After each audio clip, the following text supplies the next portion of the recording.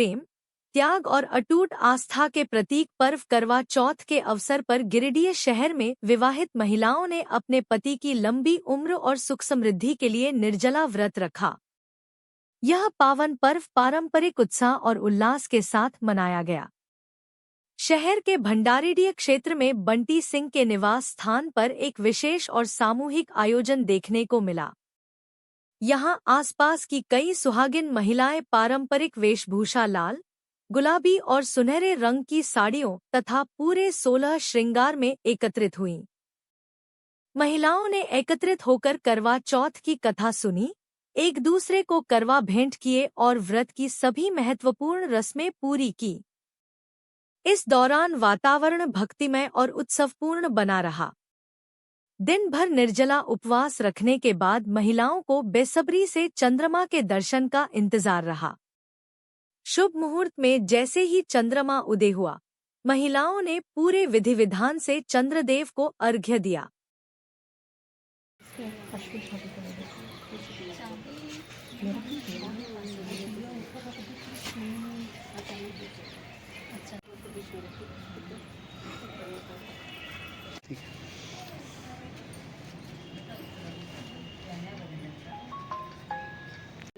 पति के लंबी उम्र के लिए करते हैं और इसके लिए हम सूर्योदय से पहले उठकर सर्गी करते हैं जो हमारी सास हमें देती हैं, और फिर उसके बाद सारा दिन निर्जला उपवास रहता है।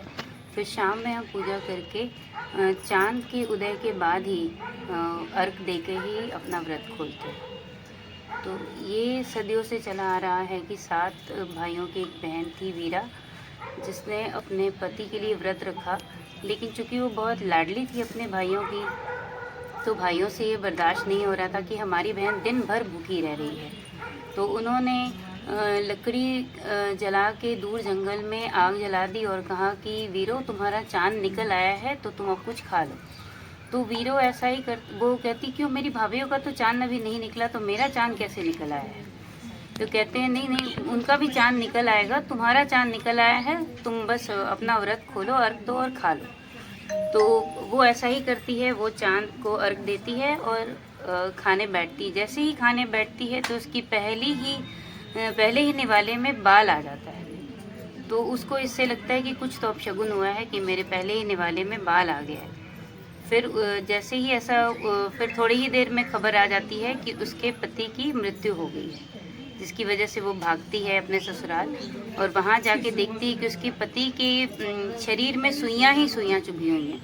वो उस दिन कसीदा का भी काम कर रही होती है कि क्योंकि आज के दिन कसीदा भी नहीं करना होता है, सिलाई वगैरह नहीं करनी होती, तो वो कसीदा का काम कर रही होती है, जिसकी वजह से उसके पति के शरीर में सुइयाँ ही सुइयाँ चुभी होती हैं। तो वो उसे एक एक करके निकालने लगती है।